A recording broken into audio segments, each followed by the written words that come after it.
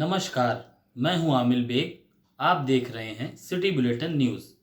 पेश हैं आज के प्रमुख समाचार। उत्तर प्रदेश के सीएम योगी आदित्यनाथ की ड्रीम सिटी बनने की ओर अग्रसर अयोध्या के शहर में ही ये नाव चल रही है। जी हां, ये तस्वीर पहले भी हम आपको दिखा चुके हैं, लेकिन ये आज की ताज़ा तस्वीर है।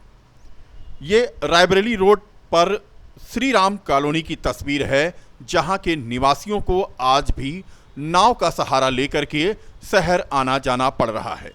यहां के लोग अभी भी परेशान हैं, जल भराव की समस्या से नहीं मिल पाई है निजात।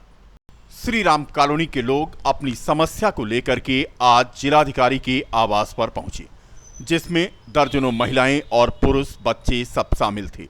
बता दें कि इस इलाके के लोग खासे परेशान हैं। 3 हफ्ता बीतने को है, ना तो स्वास्थ्य की कोई सुविधा वहां मिल पा रही है और ना ही इनके घरों से निकलने का कोई खास इंतजाम हो पा रहा है। पानी की स्थिति जस की तस है, नाव का सहारा लेना पड़ रहा है। बच्चे स्कूल नहीं जा पा रहे हैं तो लोग सरकारी नौकरी वाले अपने दफ्तरों को जाने के लिए प्राइवेट नाव का सहारा ले रहे हैं।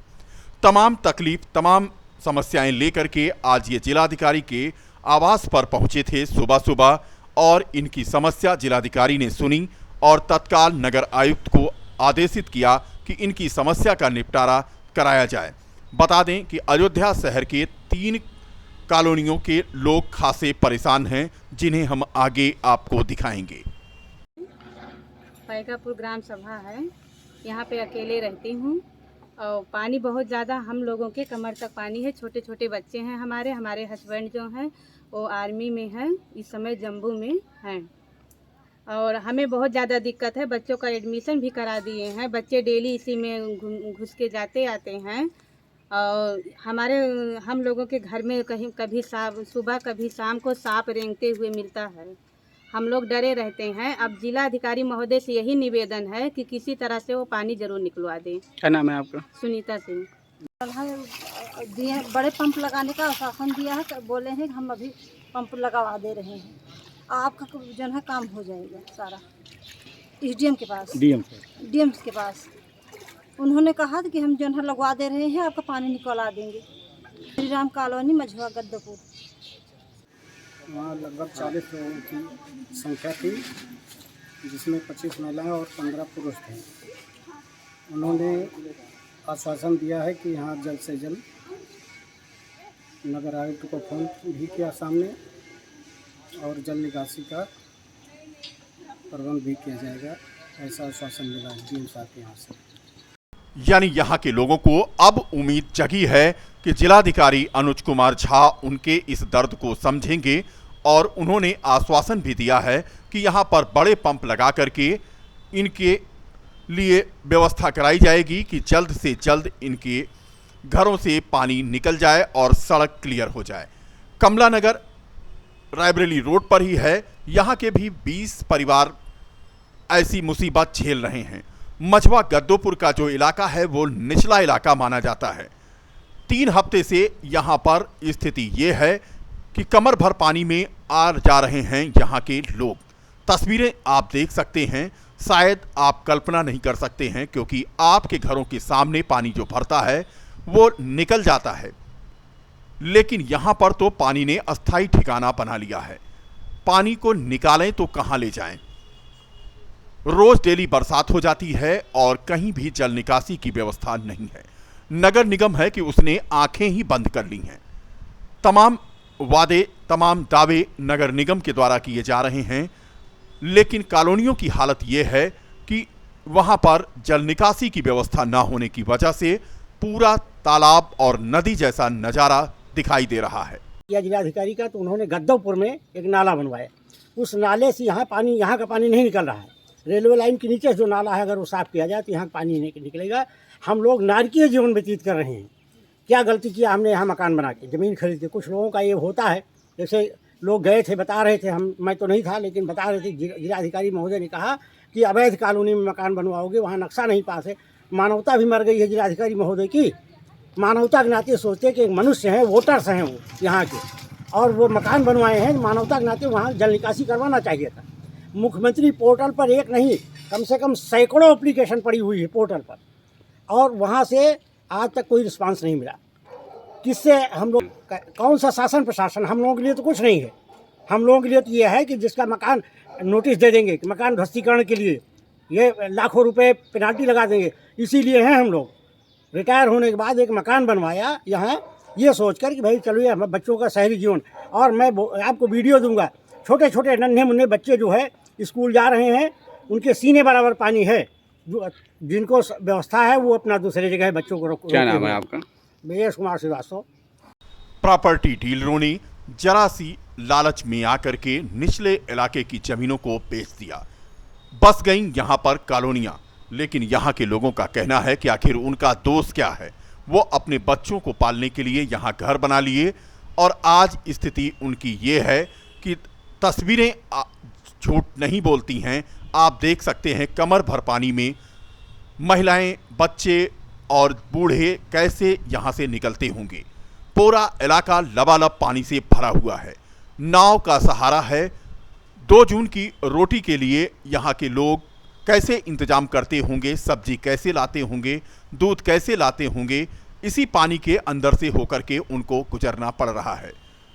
यही वजह है कि यहाँ के लोग अब मानवीय दृष्टिकोण से बात कर रहे हैं कि उनकी मदद की जाए, क्योंकि ये कोई बाढ़ आपदा नहीं है बल्कि जल भराव यहाँ पर हुआ है और जिसकी वजह से ये समस्या आई है। किया जाए, ना सरकार के हाथ में कुछ है, ना बीजेपी सरकार के हाथ में कुछ है। गमन है हमारा और परिवार का और नगरवासियों का, यही है हमारा जीवन। मैं यहाँ की निवासी हूँ पैगापुर की।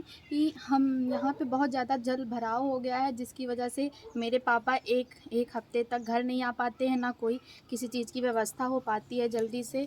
कुछ दिन पर वो आते हैं और कमर तक पानी में घुसकर सामान देते हैं। और हमारे जो भाई बहन हैं, बगल में आंटियाँ, उनके बच्चे हैं, वो लोग भी उन लोग को भी स्कूल जाना रहता है। वो आधे कमर तक बैग पर अपने सर पर बैग रखकर वो निकलते हैं रोज़ और आते जाते हैं। बहुत ज़्यादा प्रॉब्लम हो गई। शासन प्रशासन से बस यही विनती है हमारी कि बस वो एक नाव की व्यवस्था कर दें और किसी तरह से इस पानी को निकालने का प्रयास करें। मैं इधर 4 वर्षों से रह रहा हूँ यहाँ, कभी भी इतना ज़्यादा जलभराव नहीं हुआ है।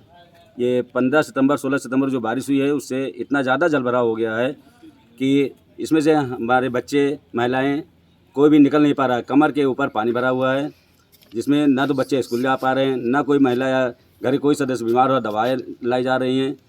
किसी तरह से लोग आते जाते हैं। इसमें जहरीले जीव जंतु हमेशा घूमते रहते हैं। हम लोग हमेशा डरे हुए, सहमे हुए किसी तरह आते जाते हैं। आज आप जिलाधिकारी के पास गए थे, क्या आश्वासन मिला? आज हम लोग जिलाधिकारी पास गए थे तो उन्होंने बस यही आश्वासन दिया है कि ठीक है, अभी हम जो है बात करते हैं अपर आयुक्त से, नगर आयुक्त से, और जो भी होगा और ज़्यादा से ज़्यादा समुचित व्यवस्था की जाएगी जल निकासी की। अगर नहीं होगा तो हम और बड़ा पंप मंगवा के वहाँ लगवाएंगे, किसी भी तरह पानी को निकलवाया जाएगा। यही आश्वासन उन्होंने दिया है। बाकी अगर निकल जाता है तो सभी लोग बहुत बहुत धन्यवाद रहेगा। हम लोग डीएम साहब के पास गए थे मिलने, उनसे मुलाकात हुई। हम लोग 40 की संख्या में थे, जिसमें 25 महिलाएं, 15 पुरुष थे। और डीएम साहब से मिलने के बाद तत्काल राहत का जो है आश्वासन दिया गया है कि आई श्री राम कॉलोनी की पानी निकासी जल्द से जल्द की जाए। और तत्काल उन्होंने नगर आयुक्त को जो है हम लोगों के सामने फ़ोन भी किया और ऑर्डर भी किया। क्या नाम है आपका? यानी अब यहाँ के लोगों को यह उम्मीद जग गई है कि शायद जिलाधिकारी उनकी बात आज सुने हैं तो कार्रवाई हो जाए और उन्हें इस मुसीबत से निजात मिल जाए। फिलहाल सिटी बुलेटिन के लिए राहुल श्रीवास्तव की रिपोर्ट। खीरी मामले को लेकर प्रियंका गांधी के कस्टडी के विरोध में कांग्रेस कार्यकर्ताओं ने आज प्रदर्शन किया। कांग्रेस कार्यकर्ताओं ने गांधी पार्क पर धरना दिया। धरने के बाद सड़कों पर उतरे कांग्रेसी कार्यकर्ताओं को पुलिस ने हल्का बल प्रयोग करते हुए हिरासत में ले लिया। हिरासत में लिए गए कांग्रेसी नेताओं और कार्यकर्ताओं को पुलिस लाइन में रखा गया। प्रदर्शन के दौरान कांग्रेसी नेता और कार्यकर्ता प्रदेश सरकार के खिलाफ किसान विरोधी होने का आरोप लगाकर नारेबाजी भी करते नजर आए। कांग्रेसी कार्यकर्ता राहुल गांधी को भी कुछ समय तक एयरपोर्ट से बाहर न निकलने देने को लेकर नाराज दिखे। कांग्रेस कार्यकर्ताओं ने सरकार को तानाशाह बताया, वहीं पुलिस प्रशासन के खिलाफ भी नारेबाजी की। इस मौके पर बड़ी संख्या में कांग्रेस के लोग मौजूद थे।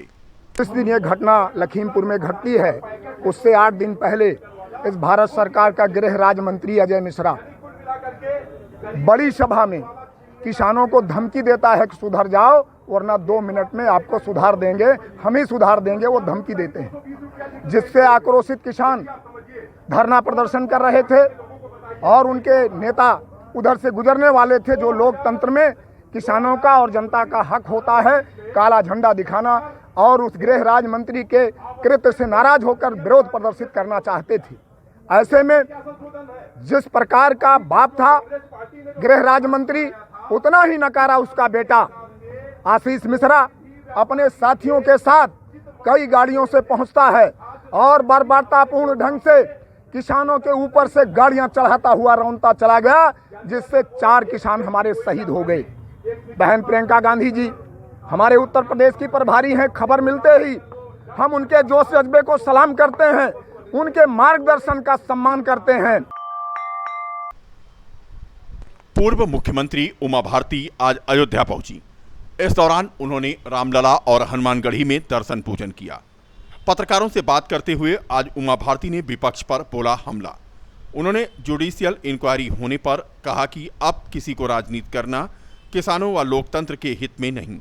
उन्होंने कहा कि मिसेज वाड्रा इमरजेंसी भूल गईं। 10,000 सिखों को भूना जाना वह भूल गईं क्या? धर्म के नाम पर भारत व पाकिस्तान का बंटवारा शायद वह भूल गईं। नेहरू ने महात्मा गांधी की कृषि नीति को पलट दिया था, क्या यह भी वह भूल गईं? कांग्रेस को कृषि, किसान और संविधान शब्द बोलने का अधिकार नहीं। उमा भारती ने कहा कि नरेंद्र मोदी के चुनाव से ही साजिश हो रही है। बीजेपी इंटॉलरेंस का शिकार हुई। बीजेपी की छोटी सी बात को तिल का ताड़ बनाया जाता है। हिंसा और दंगों की कोशिश की जा रही है। खून की नदियों पर नाव चलाकर सपा और कांग्रेस के नेता सत्ता पर बैठना चाह रहे हैं। फिलहाल उमा भारती ने आज हनुमानगढ़ी पहुंच करके यहां हनुमंत लला का दर्शन पूजन भी किया। जब एक जुडिशियल इंक्वायरी बैठी है एक रिटायर्ड मजिस्ट्रेट के उसमें, तो अब इसके बाद किसी को कुछ कहना नहीं चाहिए। दूसरा, किसान आंदोलन स्वयं ही सब जुडिस है, कोर्ट के एक आदेश के अधीन सब बंधे हुए हैं। इसलिए ऐसी स्थितियों में इसमें से राजनीति निकालने की चेष्टा करना ना तो किसानों के हित में है, ना भारत के संविधान और लोकतंत्र के हित में है। अब मैं आती हूँ संविधान और लोकतंत्र पे। तो ये जो मिसेज वाड्रा बैठी हुई हैं, इनको इमरजेंसी भूल गई क्या? इनको 10,000 सिखों को जिंदा भूना जाना भूल गया क्या? इनने भारत और पाकिस्तान का जो बंटवारा कराया धर्म के नाम पे कराया, ये भी भूल गया क्या? उत्तर प्रदेश राइफल एसोसिएशन की ओर से आयोजित 44वीं स्टेट चैंपियनशिप शूटिंग प्रतियोगिता में अयोध्या मंडल को 4 मेडल प्राप्त हुए। इनमें नगर के प्रतिष्ठित चिकित्सक डॉक्टर भुवन को वेटरन कैटेगरी में 2 मेडल प्राप्त हुए। उनकी इस सफलता को लेकर एसएसपी शैलेश पांडे ने डॉक्टर भुवन को सम्मानित किया। वहीं डॉक्टर भुवन के पुत्र डॉक्टर मोहनीश रावत, बहू नीति सिंह, पत्नी उषा रावत वरिष्ठ भाजपा नेता के प्रति काफ़ी खुश देखी गईं। परिवार के लोग उनकी सफलता से काफ़ी उत्साहित नजर आए। इस मौके पर डॉक्टर भुवन ने कहा कि जिले का नाम रोशन करना वह चाहते थे और उन्होंने कहा कि इसके लिए उम्र की कोई ज़रूरत नहीं। आपका जो शौक़ है उसे आप किसी भी उम्र में प्राप्त कर सकते हैं। आपको जो गेम अच्छा लगे या जो गाना अच्छा लगे या जो कविताएं लिखना अच्छा लगे, वह किसी भी उम्र में आराम से करिए। अपने ज़िले के, अपने देश के वासियों को सब ये कहता हूँ कि देखिए, उम्र का कोई मतलब नहीं है। उम्र इज़ जस्ट नंबर। आपके जो शौक़ हैं आप जिस उम्र में चाहें अपना पूरा कर सकते हैं। तो आपको जो अच्छा लगे, जो गेम अच्छा लगे या गाना अच्छा लगे, स्पोर्ट अच्छा लगे या कविताएं लिखना अच्छा लगे, जो अच्छा लगे आप इस एज में आप बिल्कुल आराम से करिए और अपनी लाइफ को एंजॉय करिए। ये पहला हमने यहाँ पे अपने मंडल में हमने प्रतियोगिता जीती थी। फिर मैं दूसरी प्रतियोगिता के लिए दिल्ली दादरी में गया था, जहाँ पे pre state shooting competition championship थी। वहाँ मैंने 2 गोल्ड मेडल लिए थे। इसके बाद फिर अभी जो है लखनऊ नगर पालिका शूटिंग रेंज में जो स्टेट लेवल का चैम्पियनशिप थी, इसमें मैंने 2 सिल्वर प्राप्त किए हैं। तो हमारे कोच जो है जज सनी जी, इन्होंने मुझे बहुत अच्छा गाइड किया हुआ है। प्लस थोड़ा मेरे अंदर शुरू से करीब बचपन से अभिलाषा थी, इच्छा थी कि शूटिंग में कुछ किया जाए, क्योंकि मेरे अंदर से ये था कि हम शूटिंग में कुछ। नगर कोतवाली की पुलिस ने पैसे के लेन देन को लेकर विवाद कर रहे 4 युवकों को पकड़कर उनका चालान कर दिया।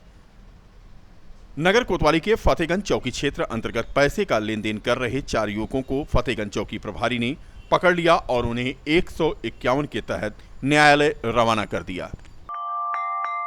मसौदा चौराहे पर आज बाइक सवार को अज्ञात बाइक सवार ने टक्कर मार दी, जिससे वह गंभीर रूप से घायल हो गया। थाना पूरा कलंदर मसौदा के रहने वाले कोलविन मैसी के पुत्र 45 वर्षीय अजीत मैसी बाइक से मार्केट गए थे। वापस लौट रहे थे कि मसौदा चौराहे पर अज्ञात बाइक ने उन्हें टक्कर मार दी, जिससे वह गंभीर रूप से घायल हो गए। आनन फानन में पत्नी के द्वारा उन्हें जिला चिकित्सालय में भर्ती कराया गया। बाइक को टक्कर मारने वाला बाइक सवार फरार हो गया। बिहार के रहने वाले काली पूजन सिंह 30 जुलाई को अयोध्या हनुमानगढ़ी दर्शन करने अकेले आए थे, लेकिन वह वापस घर नहीं पहुंचे। उनकी गुमशुदगी की रिपोर्ट राम जन्मभूमि थाने में उनके पुत्र मंगलेश्वर सिंह ने दर्ज कराया है। बिहार से अयोध्या पहुंचे मंगलेश्वर ने कहा कि उनके पिता गुम हो गए हैं और उनकी वह तलाश कर रहे हैं। 28 junior national tennis ball cricket championship under 19 जो आगरा में हुई थी, उसके विजेता टीम को आज सम्मानित किया गया। अयोध्या की मुस्कान जायसवाल को वुमेन ऑफ द सीरीज और रितिका तिवारी को बेस्ट बॉलर की सीरीज से सम्मानित किया गया।